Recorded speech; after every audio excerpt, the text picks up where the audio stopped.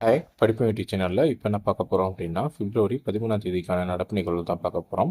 இதில ஃபர்ஸ்ட்டு நிகழ்வா என்ன இருக்கு அப்படின்னு சொல்லி பார்த்தோம் அப்படின்னா, அதிநவீன அணு உலைகளின் உருவாக்கம் அப்படின்னு குடுத்துருக்காங்க. யாரு 2 பேருக்கு இல்ல அப்படின்னு சொல்லி பார்த்தோம் அப்படின்னா, இந்தியா மற்றும் பிரான்ஸ் திட்டம் அப்படின்னு சொல்லி குடுத்துருக்காங்க.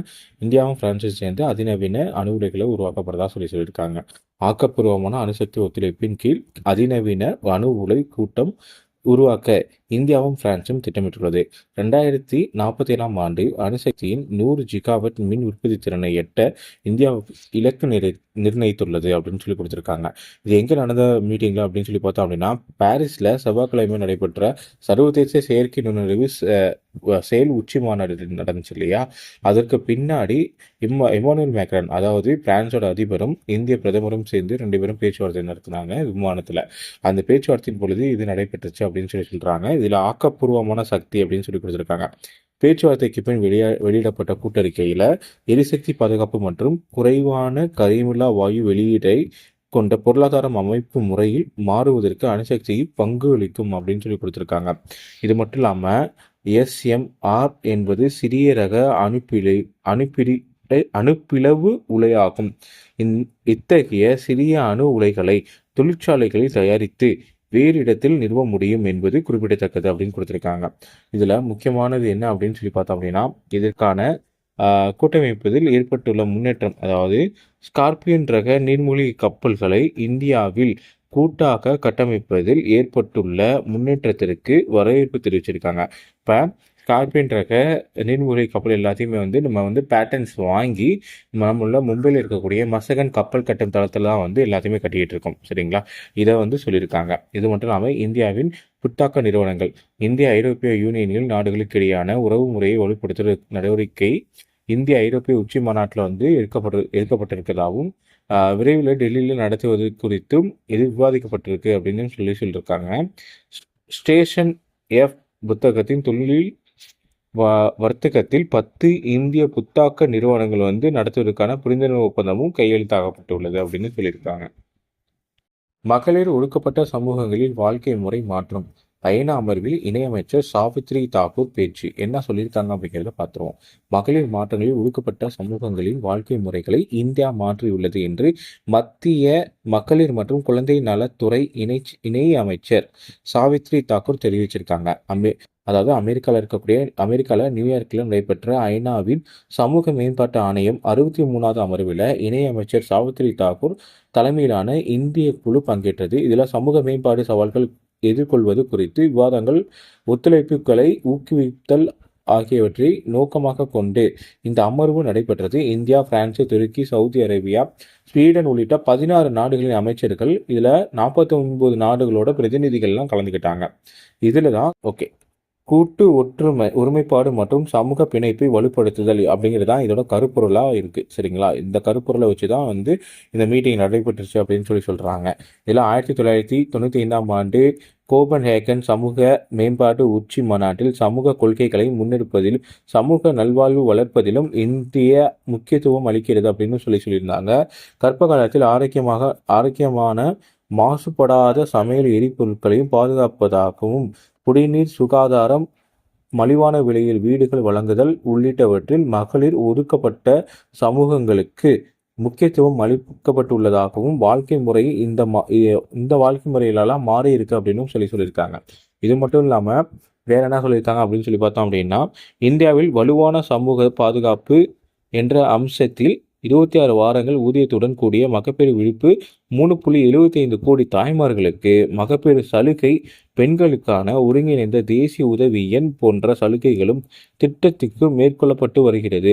மேலும் இந்தியாவில் தொடக்க கால குழந்தை பருவ பராமரிப்புக்காக, ஊட்டச்சத்து மற்றும் கல்வி முயற்சிகளுக்காக 10 கோடிக்கும் அதிகமான குழந்தைகளுக்கு தாய்மார்களுக்கும் இடையேயான பருவ பெண்களுக்கு பயனடைந்து கொண்டு இருக்கிறாங்க இந்த சலுகை மூலமா அப்படின்னு சொல்லியிருக்காங்க. தமிழ்நாட்டில் உயர்கல்வியில் பெண்களின் சேர்க்கை விகிதம் 36% உயர்ந்திருக்கு அப்படின்னு சொல்லி அமைச்சர் கே வி செலியன் அவர்கள் சொல்லியிருக்காங்க. இதில் என்ன சொல்லியிருக்காங்க அப்படின்னா, தமிழ்நாட்டின் உயர்கல்வி பெண்களுக்கான சேர்க்கை விகிதம் 36% முன்னேற்றம் அடைந்துள்ளது என்று அந்த கல்வித்துறை அமைச்சரான கே.வி. செலியன் அவர்கள் வந்து சொல்லியிருக்காங்க. அகில இந்திய அளவில் உயர்கல்வியின் விகிதம் 28% உள்ளது. இதனை 2030ஆம் ஆண்டில் 50% உயர்த்த வேண்டும் என மத்திய அரசு இலக்கு நிர்ணயித்துள்ளது. ஆனால் தமிழகம் உயர்கல்வியில் சேர்க்கை விகிதம் 48% எட்டியுள்ளது. உயர்கல்வியில் இந்திய அளவில் தமிழகம் முன்மாதிரி மாநிலமாக இருக்கு அப்படின்னு சொல்லியிருக்காரு. உயர்கல்வித்துறையில் பெண்களின் சேர்க்கை விகிதம் 36% முன்னேறியுள்ள நிலையில் இது சராசரியாக இருந்த விகிதச்சார வளர்ச்சியை விட அதிகமாக இருக்கு அப்படின்னு சொல்லியிருக்காங்க. கிராமப்புற மாணவர்களின் அனைத்து நிலைகளிலும் கல்விகளையும் பயின்று முழுமையாக பயன்பெற வேண்டும் என்கின்ற வகையில் முதல்வரின் திட்டங்கள் புதுமை பெண் திட்டம், தமிழ் முதல்வன் திட்டம், நான் முதல்வன் திட்டம், தமிழ் புதல்வன் திட்டம், 7.5% இடஒதுக்கீடு, மாற்றுத்திறனாளி மாணவர்களுக்கான தனிச்சலுகை என மாணவர்களுக்கான வழங்கப்படும் எண்ணற்ற சலுகைகள் நாம் உயர்ந்த நிலையை எட்டியிருக்கிறோம். அதை மேம்படுத்துவதற்காக புதிய பாடத்திட்டங்களை, புதிய பாட பிரிவுகளையும் இணைப்பது போன்ற புது முயற்சிகளையும் செய்து வருகிறோம் அப்படின்னு சொல்லியிருக்காங்க. ஊழல் தரவரிசை பட்டியலில் இந்தியா பின்னடைவு 96வது இடம். அதாவது என்னன்னா, கடந்த ஆண்டில் ஊழல் தரவரிசை பட்டியலில் இந்தியா 38 புள்ளிகளை பெற்று 96வது இடத்துல பின்தங்கி உள்ளது. 2023ல பொறுத்த வரைக்கும் 39 புள்ளிகளுடன் 93வது இடத்துல இருந்திருக்கு. 2022ல 40 புள்ளிகளை பெற்று 85வது இடத்துல இருந்திருக்கு. சரிங்களா? இதில் 100 புள்ளிகளை பெற்ற ஊழலற்ற நாடு அப்படின்னு சொல்றாங்க. 100 புள்ளிகளை பெற்றது வந்து ஊழல் அற்ற நாடு. சரிங்களா? இதுல 0 புள்ளிகளை பெறுறது வந்து ஊழல் அதிகமாக இருக்கக்கூடிய நாடு அப்படின்னு சொல்றாங்க. இதை யார் ஆய்வு செஞ்சா அப்படின்னு பார்த்தா அப்படின்னா, ட்ரஸ்டாசியா இன்டர்நேஷனல் என்ற அமைப்பு தான் வந்து இதை வந்து ஆய்வு செஞ்சுருக்காங்க. சரிங்களா? இந்த ஆய்வை வெளியிட்டிருக்காங்க. அதில் முதல் இடத்துல இருக்கக்கூடியது எது அப்படின்னா, ஊழலே இல்லாத நாடு எது அப்படின்னு பார்த்தோம் அப்படின்னா டென்மார்க் வந்து 90 புள்ளிகளோட முதல் இடத்துல இருக்கு. அடுத்து இருக்கக்கூடியது பின்லாந்து 88 புள்ளிகளில் 2வது இடத்துல இருக்கு. சிங்கப்பூர் அடுத்து 84 புள்ளிகளோட 3வது இடத்துல இருக்கு. நியூசிலாந்து 83 புள்ளிகளோட 4வது இடத்துல இருக்கு. சரிங்களா? இதெல்லாமே வரிசையாக இருக்கு அப்படின்னு சொல்லியிருக்காங்க. இந்தியா எத்தனாவது இடத்துல இருக்கு அப்படின்னு பார்த்தோம் அப்படின்னா 38 புள்ளிகளோட 96வது இடத்துல இருக்கு அப்படின்னு சொல்றாங்க. சரிங்களா? கடைசியா பின்தங்கி இருச்சு அப்படின்னு சொல்லியிருக்காங்க. ஊழல் மிகுந்த கடைசி நாடுகளை பொறுத்த வரைக்கும் எது அப்படின்னா தெற்கு சூடான் வெறும் 8 புள்ளிகளை பெற்று 180வது இடத்துல இருக்கு. சோமாலியா 9 புள்ளிகளை பெற்று 179வது இடத்துல இருக்கு. வெனிசுலா 10 புள்ளிகளை பெற்று 178வது இடத்துல இருக்கு. சிரியா 12 புள்ளிகளை பெற்று 177வது இடத்துல இருக்கு. ஏமன் 13 புள்ளிகளை பெற்று 173வது இடத்துல இருக்கு. சரிங்களா? அண்டை நாடுகளை பொறுத்த வரைக்கும், நமக்கு பக்கத்தில் இருக்கக்கூடிய அண்டை நாடுகளை பொறுத்த வரைக்கும் சீனா 43 புள்ளிகளை பெற்று 76வது இடத்துலையும், நேபாள் 34 புள்ளிகளை பெற்று 107வது இடத்துலையும், இலங்கை 32 புள்ளிகளை பெற்று 121வது இடத்துலையும், பாகிஸ்தான் 27 புள்ளிகளை பெற்று 135வது இடத்துலையும், வங்கதேசம் 23 புள்ளிகளை பெற்று 151வது இடத்துலையும் இருக்கு. சரிங்களா? இந்தியா இன்னும் முன்னேறணும் அப்படின்னு சொல்றாங்க. அதிக புள்ளிகள் எடுக்கணும் அப்படிங்கிறதும் சொல்லியிருக்காங்க. தேங்க்யூ. நெகிழியால் உருவாக்கப்படும் மலர்களுக்கு தடை விதிப்பது ஏன் அப்படின்னு மத்திய அரசு வந்து கேள்வி கேட்டிருக்காங்க. சரிங்களா? ஒரு முறை மட்டும் பயன்படுத்தப்படும் பல்வேறு வகையான பொருட்களுக்கு தடை விதிக்கப்பட்ட நிலையில் அந்த வகை நெகிழி மலர்களுக்கு மட்டும் தடை விதிக்காதது ஏன் என்று மத்திய அரசுக்கு மும்பை நீதிமன்றம் கேள்வி எழுப்பியுள்ளது. இது தொடர்பாக இந்திய மலர்கள் விவசாய கூட்டமைப்பு சார்பில் நீதிமன்றத்தில் மனு தாக்கல் செய்யப்பட்டது. அதில் பல்வேறு நெகிழி பொருட்களுக்கு சுற்றுச்சூழல் பாதிப்பை காரணமாக வைத்து மத்திய அரசு தடை விதித்தது. அதே நேரத்தில் நெகிழியால் உருவாக்கப்படும் மலர்களுக்கு எவ்வித தடையும் விதிக்கப்படவில்லை. அலங்காரத்திற்காக பயன்படுத்தப்படும் பெரும்பாலான மலர்களுக்கு நெகிழி மலர்களுக்கு வந்து 30 மைக்ரான் அளவே உள்ளது அப்படின்னு சொல்லியிருக்காங்க. இந்த அளவில் உள்ள மற்ற நெகிழி பொருட்களுக்கு மத்திய அரசு மகாராஷ்டிரா அரசும் ஏற்கனவே தடை விதித்துள்ளது. மகாராஷ்டிரா மாநிலம் 100 மைக்ரான் பருமானுக்கும் குறைவான எந்த ஒரு நெகிழி பொருளையும் விற்கக்கூடாது அப்படின்னு தடை விதிச்சிருக்காங்க. பிரான்சில் புதிய இந்திய தூதரகம் திறப்பு. சரிங்களா? பிரான்ஸை பொறுத்த வரைக்கும் என்ன அப்படின்னா, எங்க தூதரகம் அமைச்சிருக்காங்க அப்படின்னா மார்சோ நகர்ல புதிய இந்திய தூதரகம் வந்து அமைக்கப்பட்டிருக்கு. நரேந்திர மோடி அவர்கள் வந்து திறந்து வச்சிருக்காங்க. பிரதமர் நரேந்திர மோடி திறந்து வச்சிருக்காங்க.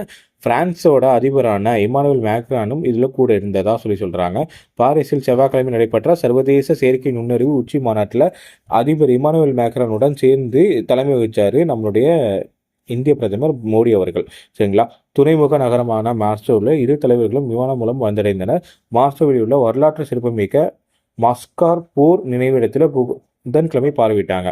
முதலாம் உலகப் போரில் மரணம் அடைந்த இந்தியர்களுக்கு மரியாதை செலுத்தினாங்க. இதைத் தொடர்ந்து மார்சோ நகரில் புதிதாக இந்திய துணை தூதரகத்தை உருவாக்குறதுக்காக பேச்சுவார்த்தை நடந்துச்சு. அது முழுமையாக கட்டப்பட்டு இப்போ அந்த தூதரகத்தையும் வந்து திறந்து வச்சுட்டாங்க. சரிங்களா, இது முக்கியமான ஒன்று.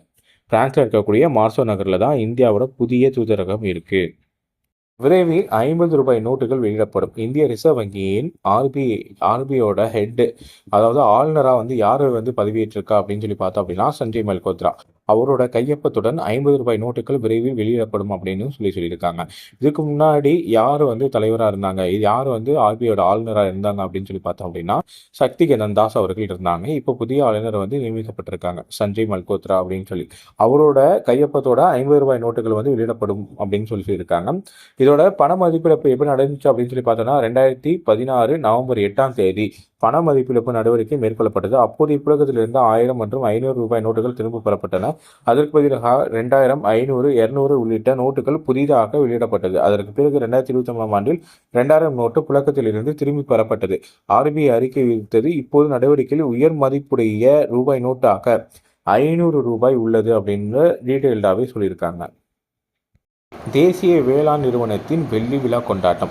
நிறுவனர் சி சுப்பிரமணியன் சிலை வந்து திறந்து வச்சுருக்காங்க. இது எங்கே அப்படின்னு சொல்லி பார்த்தோம் அப்படின்னா சித்தமுறை அடுத்து உள்ள இல்லிடி கிராமத்தில் அமைந்துள்ள தேசிய வேளாண் நிறுவனத்தின் வெள்ளி விழா கொண்டாட்டத்தில் இதை வந்து திறந்து வச்சுருக்காங்க. செங்கல்பட்டு மாவட்டத்தில் இருக்கக்கூடிய சித்தமூர் ஒன்றியம் இல்லிடி கிராமத்தில் அமைந்துள்ள தேசிய வேளாண் நிறுவனத்தில் வெள்ளி விழா கொண்டாட்டம் நடைபெற்றுச்சு. அதில் தான் வந்து இவருக்கு வந்து சிலை திறந்து வைக்கப்பட்டது.